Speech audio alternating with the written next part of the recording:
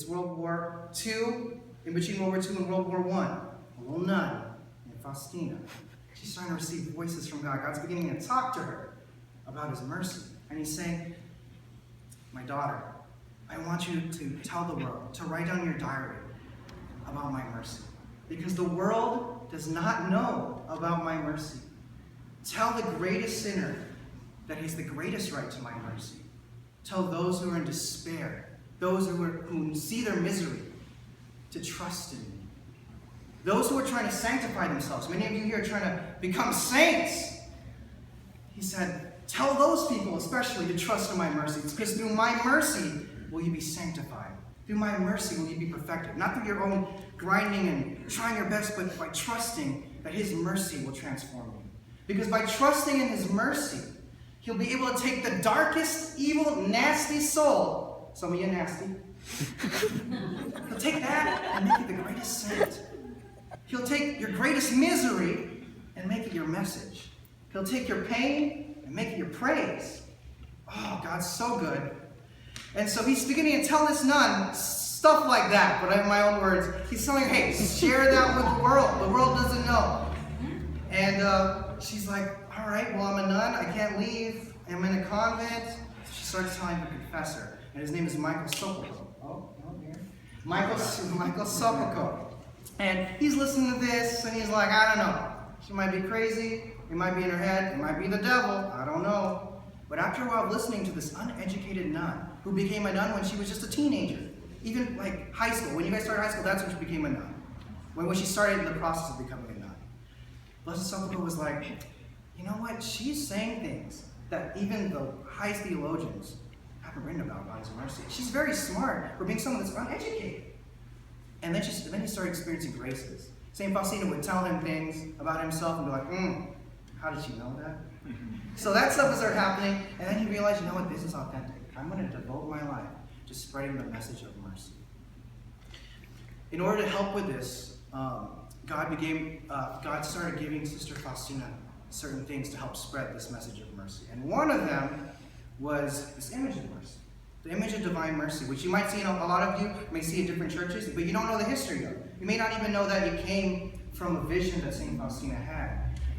So one night in St. Faustina's room, she's just enjoying herself, doing her own thing, as a nun would do, just, I don't know, sitting around.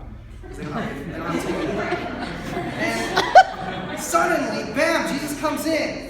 Almost like this, but this is not perfect to what he looks like. He comes in and these rays fill the room of red and light, not really light blue, but it's light, white light, and it's shining on her.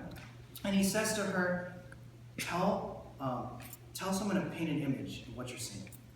And at the bottom of it, right, Jesus, I trust in you. And whoever venerates this image, whoever spreads this image, I will defeat their enemies on earth, and I will protect them. And many graces will flow upon them. Why did he do that? Because by promoting this image of mercy, he was telling people, trust in me. In the original image, it was all dark. I don't know if there might be some blue. It's all dark. And he's coming from this darkness. And he's saying, in the midst of your darkness, can you trust in me? Can you say just the simple words, Jesus, I trust in you? You don't have to pray hard. You don't have to pray really. Sometimes you don't have to. Some of you may know this. That you're going through so much stress from the devil. The devil's attacking every way, every side.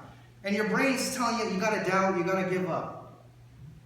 But in that darkness, you may not have the strength to say the rosary, you may not have the strength to even say the chaplet, but you can say, Jesus, I trust you. And that's what he wanted to promote with this image going around the world.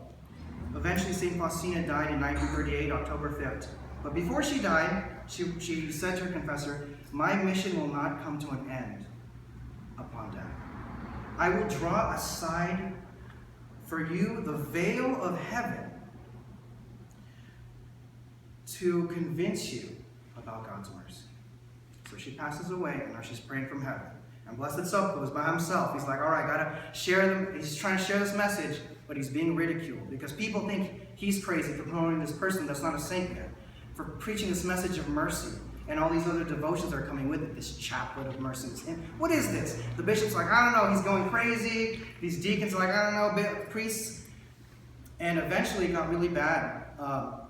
the message of the diary, she has a diary, and that message was being mistranslated. You see, Faustina was actually very uneducated, so she would write the way it sounded, not the way it's spelled in Polish.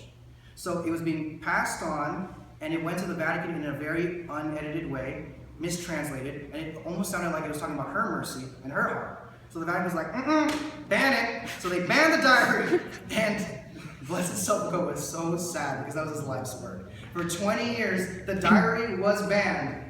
And he was like, oh my, imagine all your life's work, and everyone's like, that's fake and you're crazy. And then, like, for the rest of your life, it's like that.